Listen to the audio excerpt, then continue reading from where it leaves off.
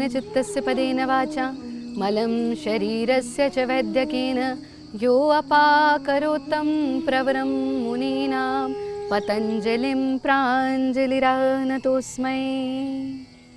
नमस्ते, मैं हूँ आचार्य प्रतिष्ठा।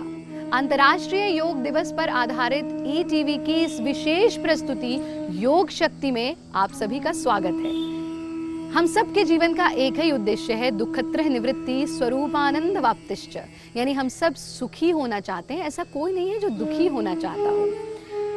सुख पाने का प्रथम पड़ाव है स्वस्थ जीवन। योग हमें स्वास्थ्य भी प्रदान करता है, सुख भी प्रदान करता है और सुख से आगे आनंद भी प्रदान करता है। यही कारण है कि आज की इस तेज रफ्तार जीवन में भी योग के प्रति जागरूकता बढ़ रही है, बहुत बढ़ चुकी है। पर योग क्या है, योग की उत्पत्ति कैसे हुई, योग की यात्रा क्या रही और क्यों करना चाहिए योगाभ्यास, इन सभी तथ्यों पर प्रकाश डालेंगे हम आज की अपनी इस विशेष प्रस्तुति में।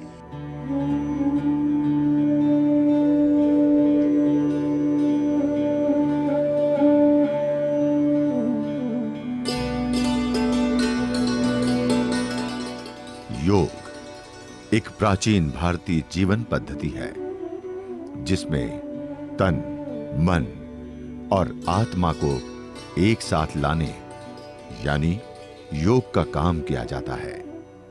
योग के माध्यम से तन, मन और मस्तिष्क को पूर्ण रूप से स्वस्थ किया जा सकता है।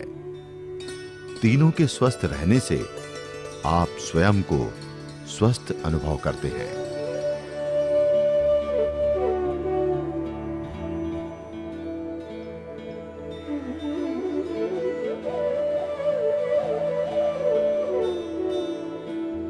योग की उत्पत्ति संस्कृत शब्द युज से हुई है, जिसका अर्थ है जोड़ना।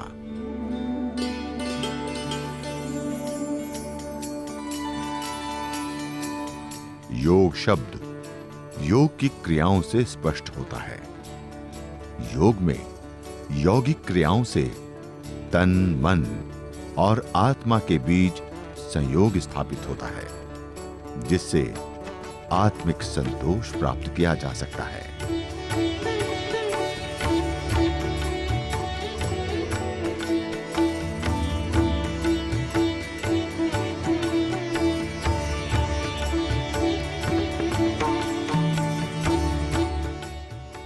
सृष्टि के प्रारंभ में परमपिता परमात्मा को इच्छा हुई कि मैं एक हूं और अनेक रूपों में प्रकट हो जाऊं। यही संकल्प पूरी सृष्टि के निर्माण में काफी था। हम सब उसी से ही आए, लेकिन जब सब जीव प्राणी इस धरती पर आ गए तो हर जीव, हर व्यक्ति काम, क्रोध, लोभ, मोह, अहंकार, राग, द्वेष के कारण से कर्म करने लगा और उन कर्मों के कारण से फल तैयार होने लगे और वो फल व्यक्ति के चित्त में इकट्ठा होने लगे। और जो बिखरा हुआ चित्त है, मलिन चित्त है, जिसमें बहुत सारे विकार भरे हुए हैं, इस चित्त के कारण से हम उस परमात्मा से दूर हो गए जिससे हम उपजे थे, जिसका हम अंश थे। योग साधना हमारे इसी चित्त को साफ करके फिर से हमें परमात्मा के साथ जोड़ने की प्रक्रिया है। योग साधना परंपरा से इसलिए चली आ रही है कि जहाँ से हम आए हैं बस वहीं पर ही लीन हो जाएं, विलीन हो जाएं, और यही अभ्यास मुक्ति का है और यही योग है। अगर पौराणिक मान्यताओं की बात करें तो योगीराज शिव ही योग विद्या के पहले आदि गुरु, योगी व आदि योगी हैं। हजारों वर्ष पूर्व हिमालय में कांति सरोवर झील के किनारे आदि योगी ने योग का गूढ़ ज्ञान पौराणिक सप्तऋषियों को दिया था।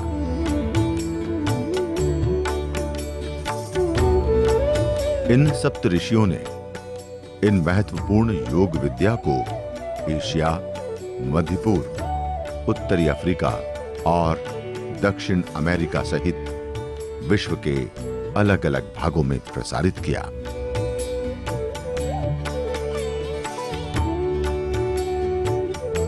योग की साधना हजारों वर्ष से की जा रही है। योगी लोग कंदराओं में रह करके अपनी साधना किया करते थे। महर्षि पतंजलि ने पूर्व वैदिक काल में इस ज्ञान को जन जन तक पहुंचाया और इस महान ज्ञान को पातंजल योग सूत्र नामक ग्रंथ में क्रमबद्ध तरीके से व्यवस्थित किया और वहीं से आरंभ हुआ, सूत्रपात हुआ आज के आधुनिक योग का। मन को वश में करने की मुक्ति ही योग है। महर्षि पतंजलि ने प्रथम सूत्र में ही कहा, चित्त की वृत्तियों का निरोध ही योग है और इसी की प्राप्ति ही योग का लक्ष्य है। महर्षि पतंजलि के बाद भी अनेक ऋषियों, योग गुरुओं और आचार्यों ने योग अभ्यासों और योगिक साहित्य के माध्यम से इस क्षेत्र के संरक्षण, संवर्धन और विकास में महत्वपूर्ण योगदान दिया।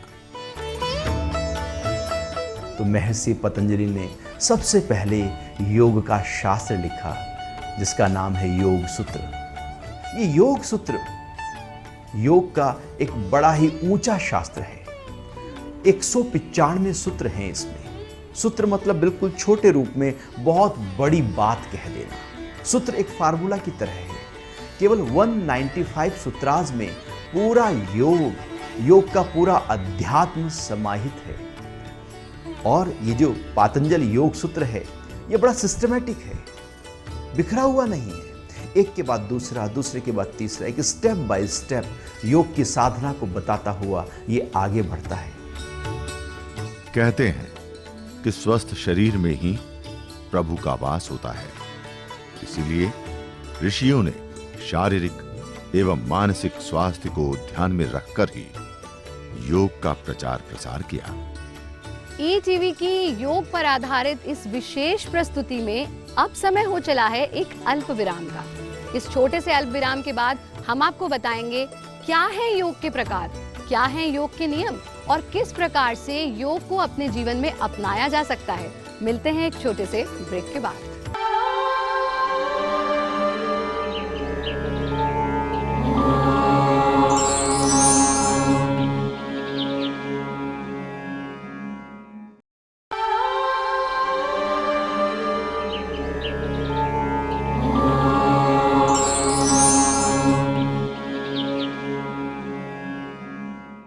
अंतर्राष्ट्रीय योग दिवस पर आधारित ईटीवी की इस विशेष प्रस्तुति में आप सभी का स्वागत है। अल्प विराम से पहले यानी कि ब्रेक पर जाने से पहले आपने जाना कि किस प्रकार से योग की उत्पत्ति हुई और क्या रही योग की यात्रा पौराणिक रूप में। और अब हम जानेंगे कि कैसे योग को आप अपना सकते हैं अपने स्वस्थ जीवन के लिए, यानी स्वस्थ तन के लिए, स्वस्थ मन के लिए। और क्या है योग के प्रकार, आइए जानते हैं।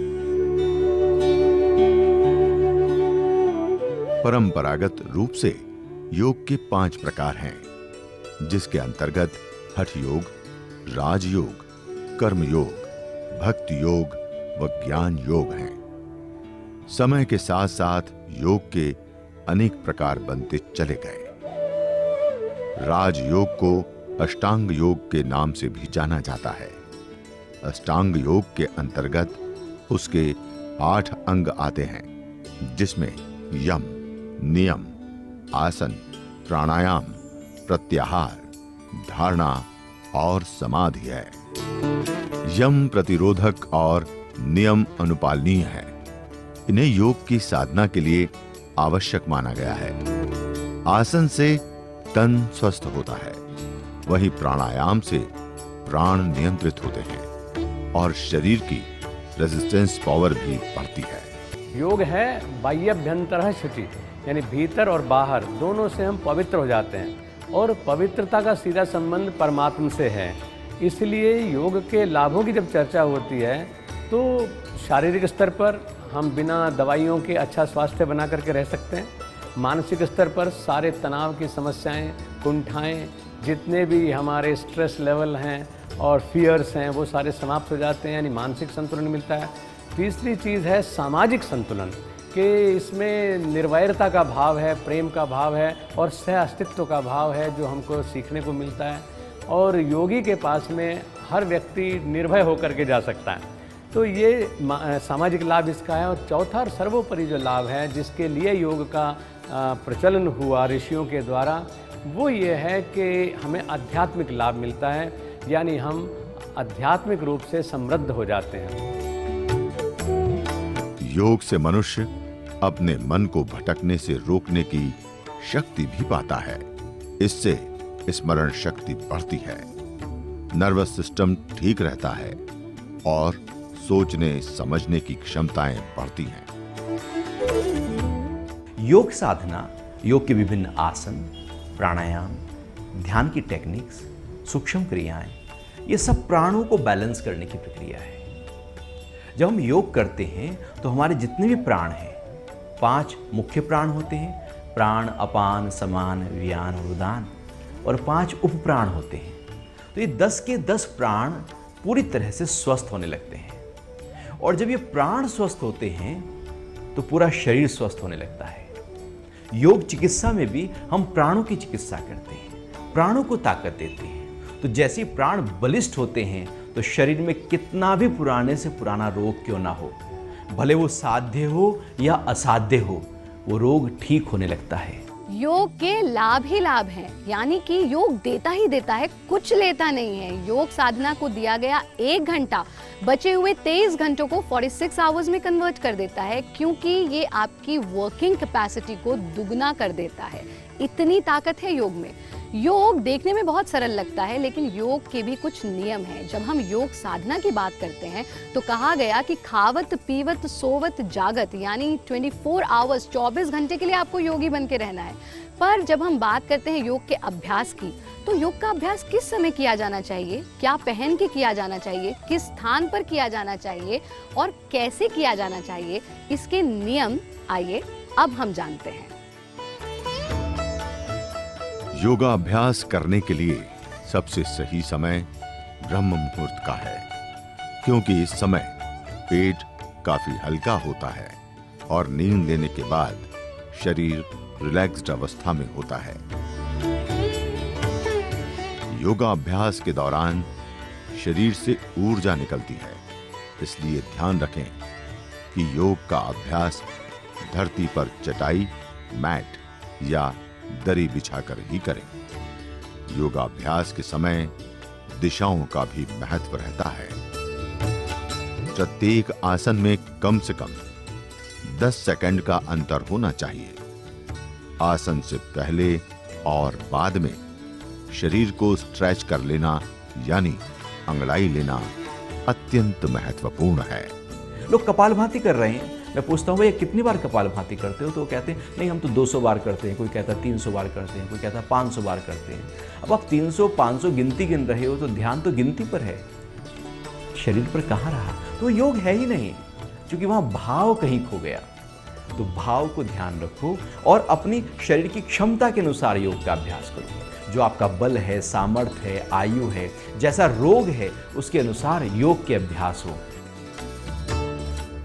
योग करते वक्त अपनी उम्र, शारीरिक तथा मानसिक स्थिति, लचक, सामर्थ्य, पर्यावरण तथा समय का भी अवश्य ध्यान रखना चाहिए। जब हम योगाभ्यास करते हैं तो शरीर के जो जितने विकार हैं, प्राकृतिक वेग, खांसी आ रही है, छींक आ रही है, विंड पास होती है, आपको यूरिन जाने की इच्छा है, टॉयलेट जाने की इच्छा है, तो अभ्यास को छोड़ करके फिर आराम से उससे फारिग हो जाएं, नेचुरल कॉल को अटेंड करें, फिर पुनः अपना अभ्यास शुरू करें। तो इस तरह से एक नियम मर्यादा के अंतर्गत हमें योग की साधना करनी चाहिए। ये बात खास तौर से ध्यान रखने की होती है। जो लोग हाल ही में गंभीर बीमारी से उठे हों, गर्भवती महिलाएं और अत्यंत शारीरिक कमजोरी होने पर भी विशेषज्ञ की सलाह व उनकी देखरेख में योग का अभ्यास करना उचित है। योग बिना गुरु के अधूरा है। बिना गुरु के योग व्यायाम कहलाता है। जब योग में गुरु आ जाते हैं तब तो वह योग होता है। तो बिना गुरु के योग नहीं करना चाहिए। समग्र रूप में देखा जाए तो योग स्वास्थ्य को पाने का एक बहुत ही सरल माध्यम है और यही कारण है कि आज सभी एज ग्रुप के लोग योग को अपना रहे हैं। चाहे वो फिटनेस के लिए अपनाएं, चाहे वो मन की शांति के लिए अपनाएं, चाहे वो जीवन को सुखमय बनाने के लिए अपनाएं। आसन, प्राणायाम, ध्यान, चारों ओर सिर्फ योग ही योग नजर आता है। हमारी इस विशेष प्रस्तुति में अब समय हो चला है एक छोटे से अल्प विराम का, यानी कि ब्रेक का। ब्रेक से लौट करके हम आपको बताएंगे कि कैसे योग आपके जीवन को प्रभावित करता है और अंतर्राष्ट्रीय योग दिवस इस बड़े दिन का क्या महत्व है।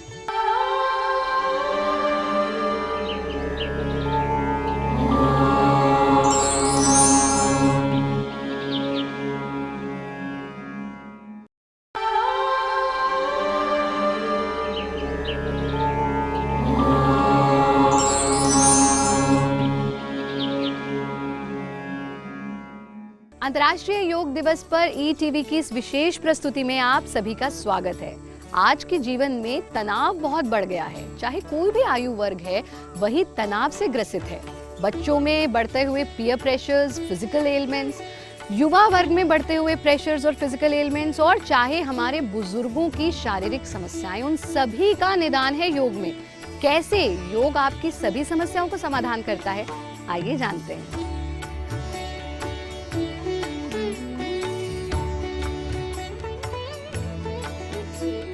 बच्चों की बात करें तो 8 साल के कम उम्र के बच्चों को खेल खेल में योग सिखाया जा सकता है। वहीं 8 साल की उम्र के ऊपर के बच्चों को सूर्य नमस्कार जैसे योग कराने से लाभ होता है। वहीं अगर युवाओं की बात करें तो हर युवा अपनी बॉडी को लचीला और एक अच्छे डील डॉल में देखना चाहता है। ऐसे में उन्हें योग सोच समझकर अपनी लाइफस्टाइल के हिसाब से चुनना चाहिए।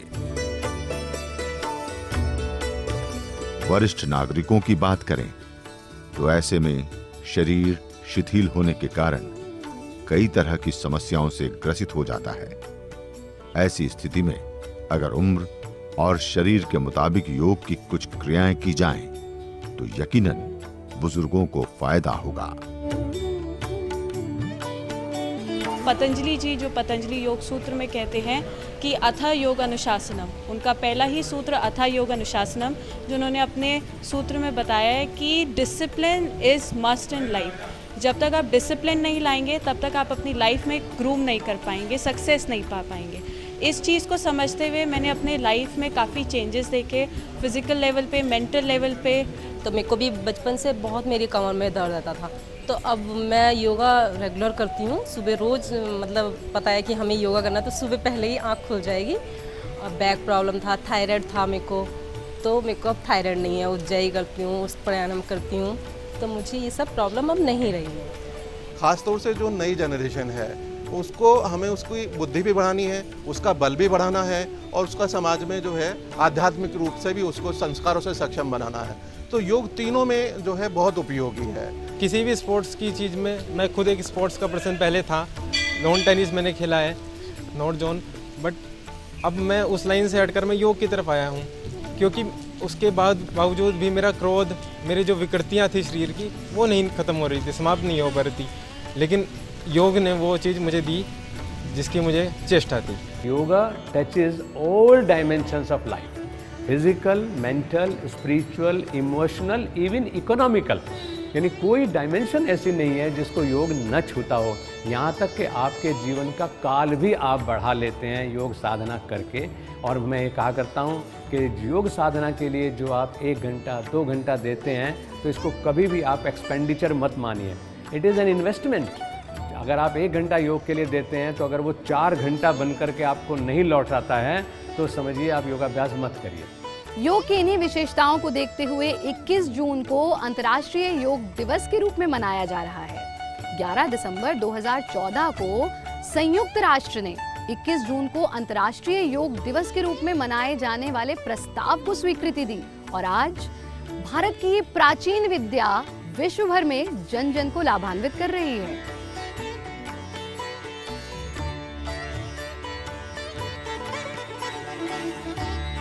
प्रथम अंतर्राष्ट्रीय योग दिवस की बात करें तो देश के आयुष मंत्रालय ने 21 जून 2015 के दिन पहले अंतर्राष्ट्रीय योग दिवस का सफल आयोजन किया।